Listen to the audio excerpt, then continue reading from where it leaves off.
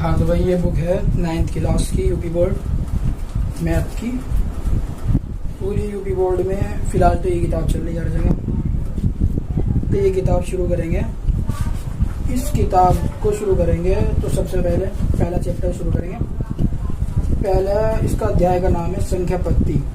अब तो इसकी ये प्रश्नावली 1.1 से शुरू करेंगे।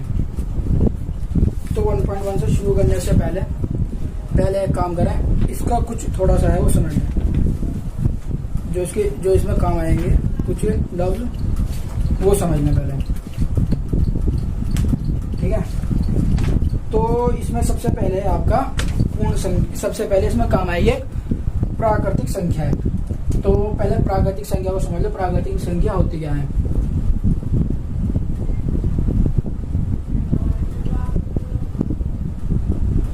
प्राकृतिक संख्या है। प्राकृतिक संख्या वो संख्या होती है जो एक से शुरू होती है। मतलब 1 2 3 4 5 ये सारी हमारी प्राकृतिक संख्या होती है। 1 2 3 4 5 6 7 ऐसी सारी संख्या 1000 1001 ऐसी सारी संख्या हमारी प्राकृतिक संख्या होती है। प्राकृतिक संख्याओं को इंग्लिश में कहते हैं नेचुरल नंबर। Natural number. तो हम कहीं भी इसी वजह से हम कहीं भी प्राकृतिक संख्याओं को कहीं पे भी डिनोट करते हैं, यानी प्रदर्शित करते हैं, तो वो एन से प्रदर्शित करते हैं, यानी कैपिटल एन से हम प्राकृतिक संख्याओं को प्रदर्शित करते हैं। तो ये तो हो गई प्राकृतिक संख्या है। और होती है हमारी दूसरी एक संख्या होती है पूर्ण संख्याएं। दूसरी संख्या इसमें हमें देखने को मिलेगी इसी एक्सरसाइज में पूर्ण संख्याएं। तो पूर्ण संख्याएं जो होती हैं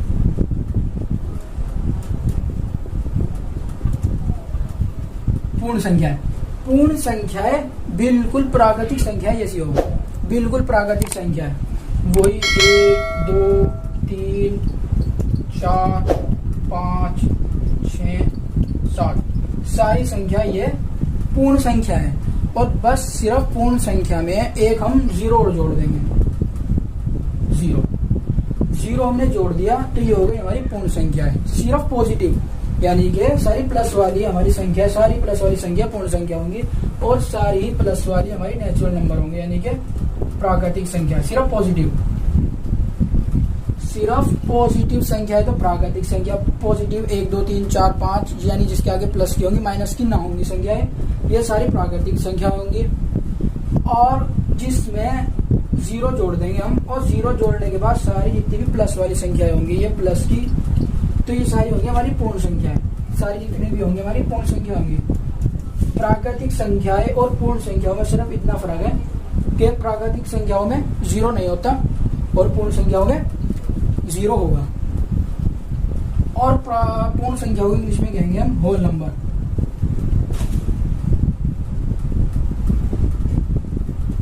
होल नंबर। इसी वजह से इसको जो हम डब्ल्यू से यानी कैपिटल डब्ल्यू से हमेशा प्रदर्शित करेंगे या डिनोट करेंगे। प्रदर्शित करेंगे, ठीक है। ये होगी पूर्ण संख्या। अब तीसरी इसमें होंगे एक संख्या और होगी पूर्णांक। इसमें एक और आपको देखने को मिलेगा, एक शब्द और देखने को मिलेगा इस एक्सरसाइज में, पूर्णांक। पूर्णांक होगा, अब वो है तीसरा पूर्णांक।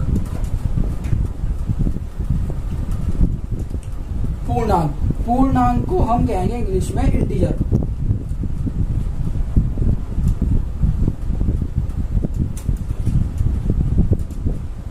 पूर्णांक को इंग्लिश में कहेंगे इंटीजर। पूर्णांक में क्या आता है आपका, सारी की सारी संख्या ये प्लस के 1 minus 1 plus 2 minus 2 plus 3 minus 3 plus 4 minus 4, यानी कि सारी की सारी पूर्ण संख्याएं प्लस में भी और माइनस में भी पूर्णांक कहलाएंगे। यानी कि जितनी भी आपकी पूर्ण संख्याएं हैं 0, 1, 2, 3, 4, 5, 6 ऐसी सारी की सारी जहीं तक भी ले जाओ ये सारी पूर्ण संख्या है। और इसको अगर हम माइनस में और प्लस में लिख दें, माइनस में भी लिखें और प्लस में भी लिखें, तो ये आपका पूर्णांक कहलाएगा, यानी कि इंटीजर, इन्हें इंटीजर हम कहेंगे। तो ये हो गई पूर्णांक संख्याएं, ये तीन हो गई प्राकृतिक संख्या, पूर्ण संख्या और पूर्णांक। अब करेंगे एक्सरसाइज।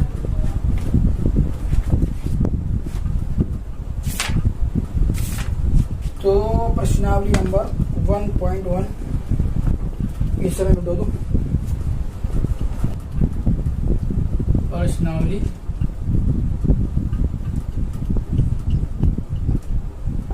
1.1, इसमें एक चीज और रहेगी, परिमेय संख्या है। परिमेय संख्या और आपको मिला इसमें। अब देखो परिमेय संख्याएं, हाँ परिमेय संख्या, परिमेय संख्याएं होती हैं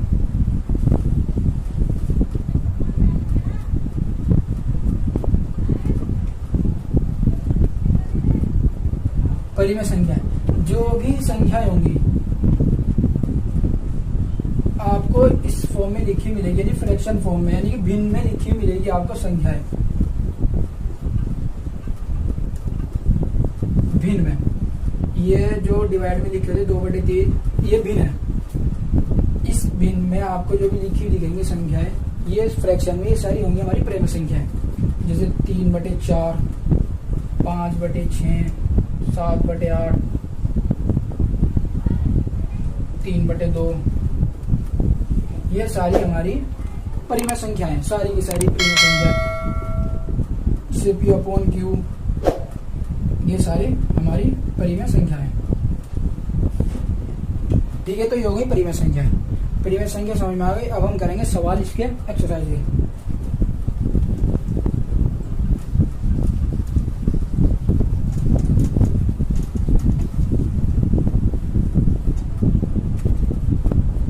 पहला सवाल है इसमें, क्वेश्चन नंबर 1, क्या शून्य एक परिमेय संख्या है? क्या इसे हम P/Q के रूप में लिख सकते हैं? ये दोनों लाइन उन्हें एक ही कही। क्या शून्य एक परिमेय संख्या है? क्या इसे आप P/Q के रूप में लिख सकते हैं? जहां P और Q एक पूर्णांक है। पूर्णांक का मतलब इन्होंने कहा है कि P और Q इंटीजर होने चाहिए, यानी पूर्णांक। यानी P और Q की जगह हम जो भी संख्या लिखेंगे या तो हम प्लस में लिख दें या माइनस में लिख दें, इससे कोई फर्क नहीं पड़ने का, बस सिर्फ वो इंटीजर होनी चाहिए, यानी कि वो नेचुरल नंबर भी हो सकते हैं और जी आगे पूर्ण संख्या भी हो सकती हैं। इसका मतलब यही है पूर्णांक का। और Q जो है, यानी कि जो इन्होंने नीचे लिखा हुआ P/Q, जो इन्होंने कहा ये P/Q, ये वाला Q, ये जो Q है ये जो है Q के इक्वल, 0 के इक्वल नहीं होना चाहिए। ये साफ नहीं लिखा हुआ, ये जो Q है ये नॉट इक्वल टू का साइन है, यानी कि बराबर नहीं है, तो ये 0 के बराबर नहीं होना चाहिए। यानी कि जो इसका हर है, ये ऊपर वाला होता है हमारा अंश और ये होता है हर, तो ये जो हर है ये Q के इक्वल नहीं होना चाहिए। बाकी P जो हो, यानी कि अंश हो, वो कोई भी हो, वो तो 0 ही हो। इन्होंने कहा तो 0 ही हो, क्योंकि हमें 0 की परिमेय संख्या बनानी। और मगर Q जो है वो 0 के इक्वल नहीं होना चाहिए, कुछ भी संख्या हो सकती है। और इन्होंने कहा जहां P और Q पूर्णांक है, ये दोनों हमारे पूर्णांक है। तो सवाल करो तो इसका आंसर है हाँ, कि शून्य एक परिमेय संख्या हो सकती है। आंसर है इसका हाँ, क्योंकि शून्य एक हमारी परिमेय संख्या हो सकती है, क्योंकि हम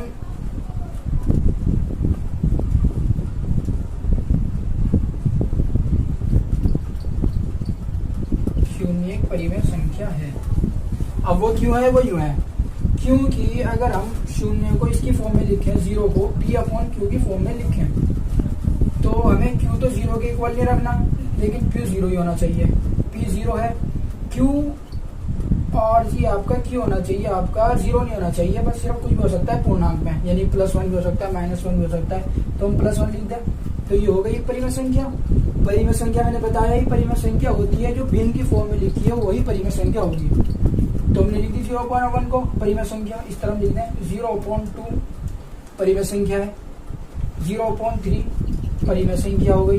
इस तरह हम चाहे कुछ भी संख्या लिख दें, क्यू की जगह कोई भी पूर्णांक लगा दें हम, और पी तो 0 ही होना चाहिए, तो ये हमारी पूर्णांक संख्या बन गई। तो यानी कि ये सवाल हो गया, सवाल का आंसर है हाँ, यानी कि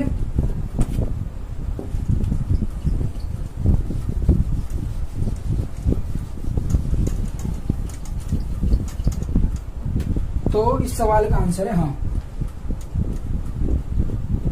0 यानी 0, 1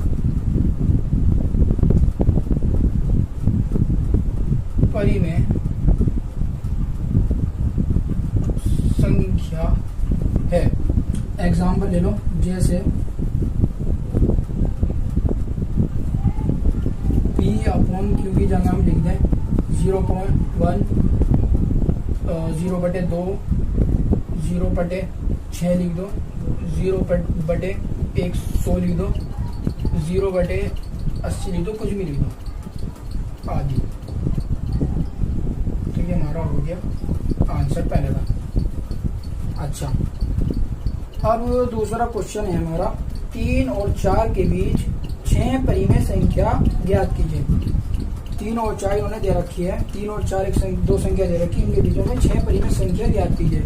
परिमेय संख्या का मतलब है जो संख्या बटे में लिखी हुई हो, यानी कि भिन्न के रूप में लिखी हुई हो, वो संख्या होगी परिमेय संख्या। तो हम दूसरा क्वेश्चन करें, तो दूसरा क्वेश्चन है 3 और 4 के बीच 6 परिमेय संख्या। अब इस क्वेश्चन को करने का सबसे आसान तरीका तो क्वेश्चन को करने का सबसे आसान तरीका है, पहले तो हमें 3 और 4 के बीच 6 परिमेय संख्या ज्ञात करनी। तो सबसे पहले हमें 3 और 4 को परिमेय संख्या में बदलना पड़ेगा। सबसे पहले 3 और 4 को हमें परिमेय संख्या में बदलना पड़ेगा। परिमेय संख्या में बदलने के लिए क्या करेंगे, 3 को डिवाइड बाई 1 कर देंगे, क्योंकि हमें पता है कि अगर हम किसी भी संख्या को 1 से डिवाइड करें तो बराबर 3 ही आएगा। यानी कि अगर हम किसी भी संख्या के बटे में 1 लगा दें तो हमें कोई फर्क नहीं पड़ने का, जू की तू वही रहेगी। 1 को डिवाइड करो 3 से, बात हुई 3 ही आएगा। यानी कि आपने पढ़ा भी होगा पहले कि हम किसी भी संख्या को 1 से डिवाइड कर सकते हैं अपनी तरफ से, और या 1 से मल्टीप्लाई करेंगे, क्वेश्चन में हमारा कोई फर्क नहीं पड़ने का, क्योंकि डिवाइड करके हमारा आंसर हो जाना। तो इस वजह से हम क्या है, इनको परिमेय संख्या बनाने की वजह से, इन दोनों को परिमेय संख्या बनाने की वजह से हम क्या कर देंगे, 3 को 1 से डिवाइड कर देंगे और 4 को भी 1 से डिवाइड कर देंगे। ये कर लिया। अब इसके बाद हमें करना है, हमें निकालनी कितनी परिमेय संख्या, 6 परिमेय संख्या निकालनी। तो हम क्या करेंगे, 6 में +1 कर देंगे, यानी कितना हो गया 7। ये 7 हो गया।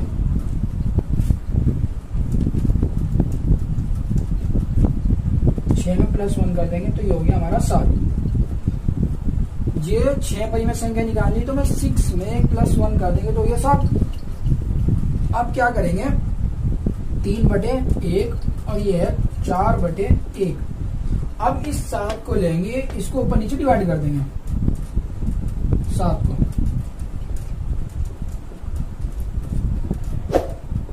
ठीक है, अब ये इसको ले लो, 7 या 21, 7 का 7, और जिसे लिखो 7 चौक 28 और 7 का 7। अब इनके बीच में आपको 6 परिमेय संख्या ज्ञात कर दो, यानी कि हमारी हो गई। अभी ये ऊपर वाली संख्या बढ़ाना शुरू कर दो बस, 22/7, 23/7, 24/7, कितनी होगी, 1 2 3 4 5 और 1 लिख दो,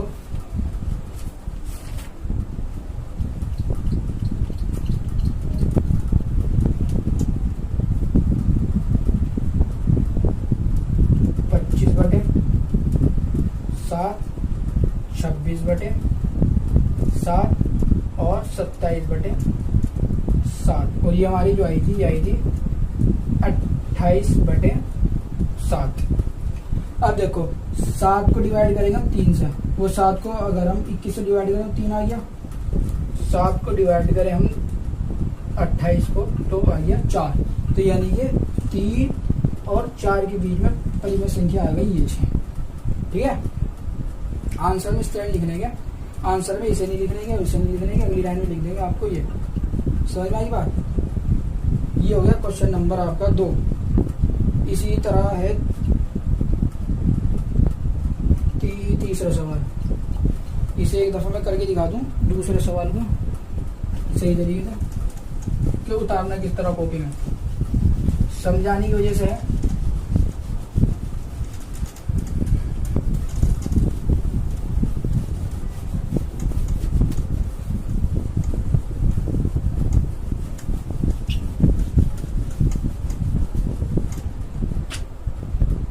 हाँ, तो क्या था वो दूसरा क्वेश्चन? दूसरा क्वेश्चन है 3 और 4 के बीच निकालनी परिमेय संख्या।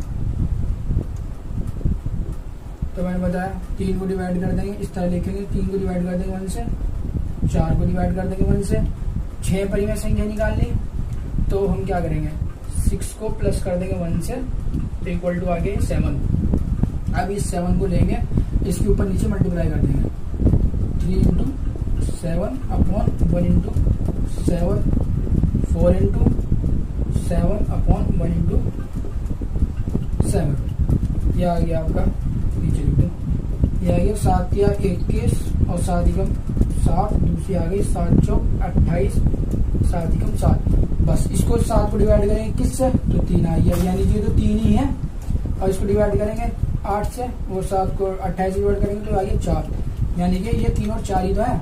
अब इसके बीच में 6 परिमेय संख्या लिख देंगे, यानी कि बढ़ाते चले जाएंगे संख्या। बस 22/7, 23/7, 24/7, 25/7, 26/7, 1 2 3 4 5, 27/7। ये आ गई 6 परिमेय संख्याएं आ गई इसके बीच ही। तो ये हो गया हमारा आंसर। ठीक है, ये नहीं लिखने की, ये दो। ये क्यों नहीं लिखने की? क्योंकि इसको हम डिवाइड करेंगे तो 3 आएगा और इसको डिवाइड करेंगे तो 4 आएगा, यानी कि ये तो इनके बीच की तो निकालनी है असल में संख्या, तो इनके बीच की संख्या हमारी ये है। ठीक है, अब ये उतार लिया। अब मैं इसे मिटा दूं, तीसरा क्वेश्चन करें। इस तरह से कॉपी में उतारना, इस तरह।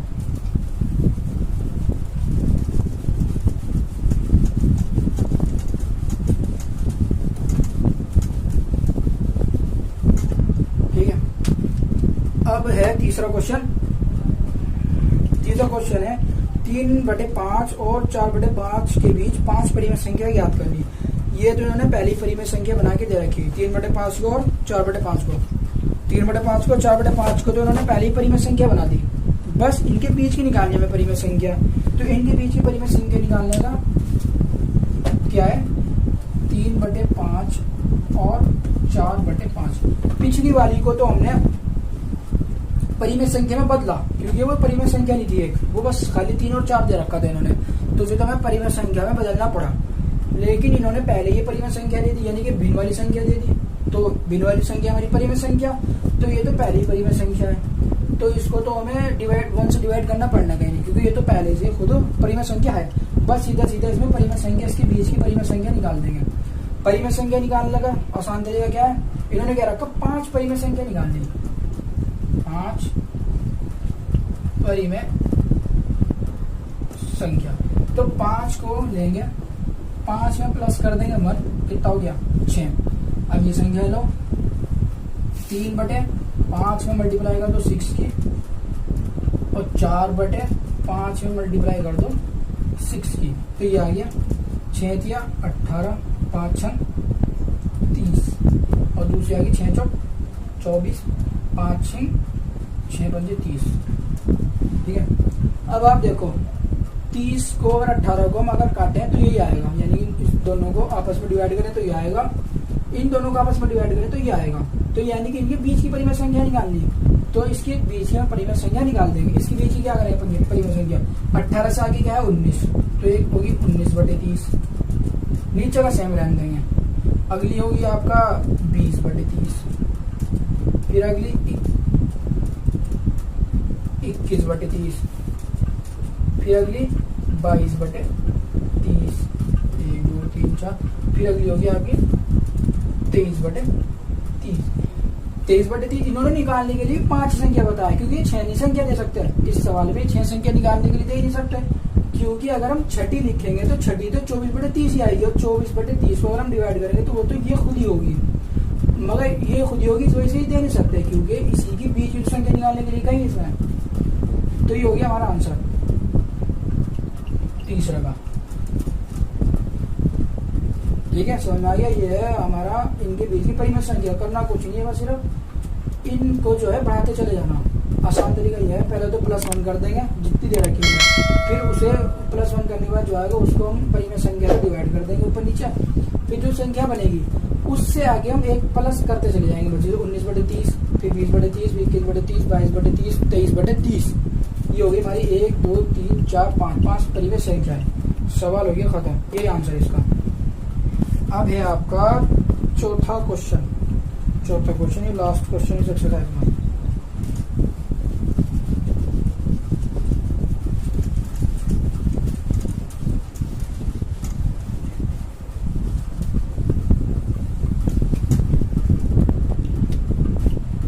चौथा क्वेश्चन ये कह रहे हैं, नीचे दिए गए कथन सत्य हैं या असत्य, कारण के साथ अपने उत्तर दीजिए। यानी कि कह रहा है कि नीचे दिए गए जो कथन है वो सही है नहीं है। इन्होंने 3 ऑप्शन दे रखे हैं, ये सही है या नहीं है, तुम चेक करना सही है नहीं है। देख लो पहला ऑप्शन ट्राई करेंगे। पर इन्होंने कह रहे हैं प्रत्येक प्राकृतिक संख्या एक पूर्ण संख्या होगी। पहले तो आपको प्राकृतिक संख्या होगी, मैंने बताया प्राकृतिक संख्या है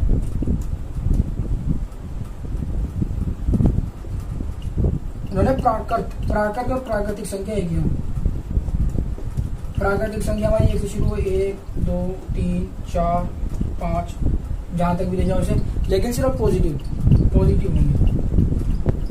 अच्छा, तो पूर्ण संख्या है।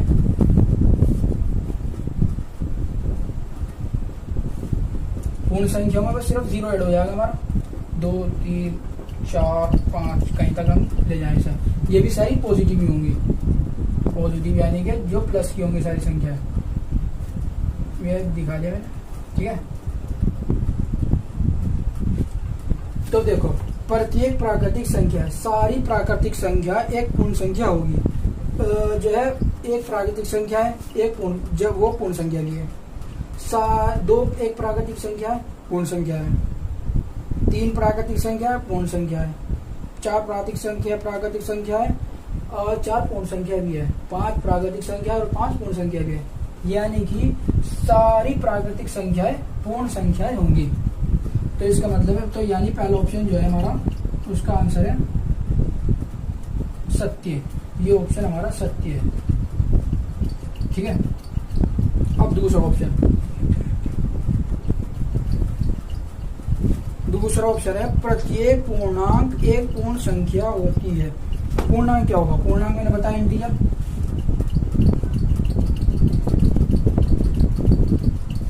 पूर्णांक क्या है हमारी? 0, हमारी क्या है 1, प्लस माइनस वाले, प्लस माइनस में 2, प्लस माइनस में 3, प्लस माइनस में 4।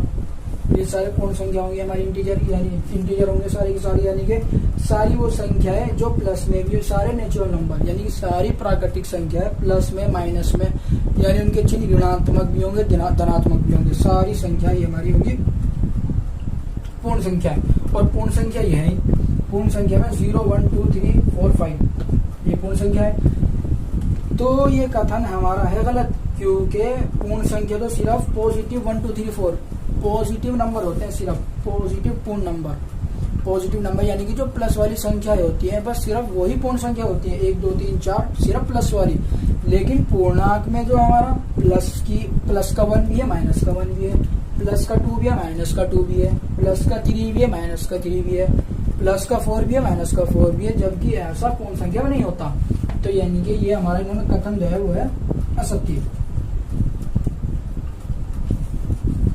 ये हमारा असत्य है, दूसरा का आंसर। अब है तीसरा। तीसरा है प्रत्येक परिमेय संख्या एक पूर्ण संख्या होगी।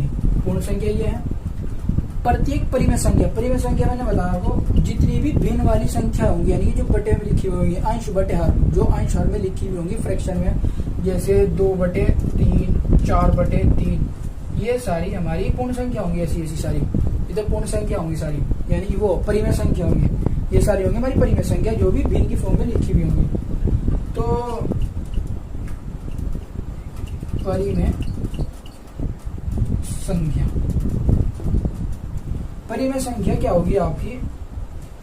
हम परिमेय संख्या लिख दें, कुछ परिमेय संख्या लिख दें। 2/4 है, जिस तरह 1/4 है, और जी 6/3 है, और जी 10/5 है, और जी एक और लिख लें क्या है 9/2 है। ऐसी कुछ हमने लिख ली वैसी एग्जाम्पल के लिए।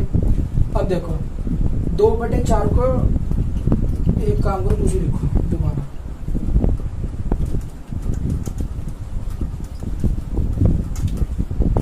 दोबारा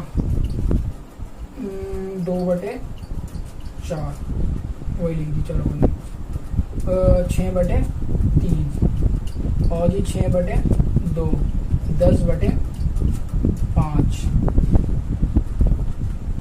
और जी क्या वो लिखो 11/3।